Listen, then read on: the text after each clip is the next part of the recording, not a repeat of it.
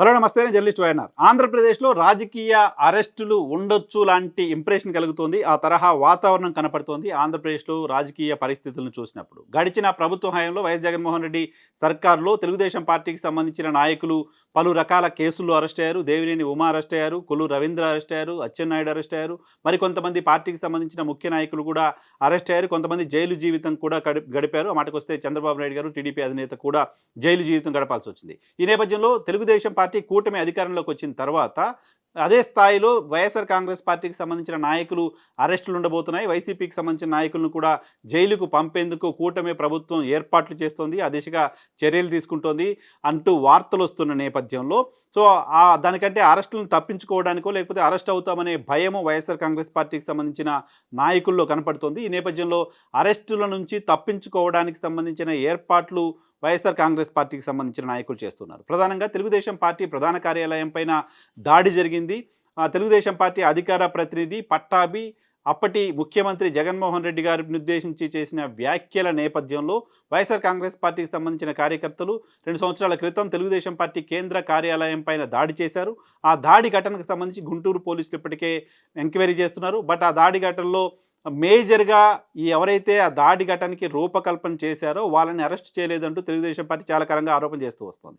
తాజాగా తెలుగుదేశం కూటమి అధికారంలోకి వచ్చిన నేపథ్యంలో తెలుగుదేశం పార్టీ కార్యాలయం పైన జరిగిన దాడి ఘటన పైన స్పెషల్గా ఒక సిట్ని ఏర్పాటు చేశారు. సిట్ని ఏర్పాటు చేసిన నేపథ్యంలో ఇక అరెస్టులు తప్పవు లాంటి ఇంప్రెషన్ ఉన్న నేపథ్యంలో సో ఈ ఘటనకు సంబంధించి లేళ్ల అప్పారెడ్డి వైఎస్ఆర్ కాంగ్రెస్ పార్టీకి సంబంధించిన ప్రధాన కార్యదర్శి అలాగే దేవినేని అవినాష్ వీళ్ళిద్దరూ కూడా ముందస్తు బెయిల్ పిటిషన్లను దాఖలు చేశారు.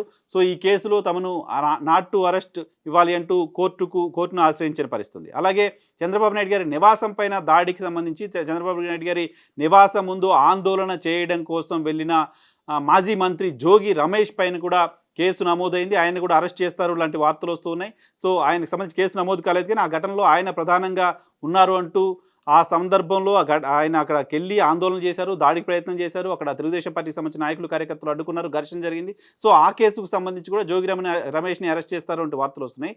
దాంతోపాటు కృష్ణా జిల్లాలో కొంత ప్రభుత్వ భూమిని అక్రమంగా ఆయన కబ్జా చేసే ప్రయత్నం చేశారు అంటూ కూడా కొంతమంది ఆయన పైన కంప్లైంట్ చేశారు. సో ఆ ఇష్యూకి సంబంధించి కూడా జోగి రమేష్ని అరెస్ట్ చేయొచ్చు లాంటి వార్తలు వస్తున్న నేపథ్యంలో జోగి రమేష్ కూడా తనను ముందస్తుగా అరెస్టు చేయొద్దు అంటూ కోర్టును ఆశ్రయించారు. కోర్టు నుంచి అరెస్టుకు సంబంధించిన రిలీఫ్ని తెచ్చుకునే ప్రయత్నం చేస్తున్నారు. సో కోర్టును అప్రోచ్ అయ్యారు, న్యాయపరంగా అరెస్టు నుంచి తప్పించుకోవడానికి సంబంధించిన ప్రయత్నం చేస్తున్నారు. తాజాగా సజ్జల రామకృష్ణారెడ్డి వైఎస్ఆర్ కాంగ్రెస్ పార్టీ అధికారంలో ఉన్న సమయంలో చాలా కీలకమైన వ్యక్తిగా వ్యవహరించారు. జగన్మోహన్ రెడ్డి గారికి అత్యంత సన్నిహితుడిగా ఉన్నారు. సకల శాఖల మంత్రిగా ప్రతిపక్షాలతో పిలిపించుకున్న సజ్జల రామకృష్ణారెడ్డి అలాగే మంగళగిరి ఎమ్మెల్యే ఆళ్ల రామకృష్ణారెడ్డి వీళ్ళిద్దరూ కూడా తెలుగుదేశం పార్టీ కార్యాలయం పైన దాడి ఘటనకు సంబంధించి వీళ్ళ ప్రమేయం ఉంది అంటూ తెలుగుదేశం పార్టీ ఆరోపణ చేస్తూ వచ్చింది.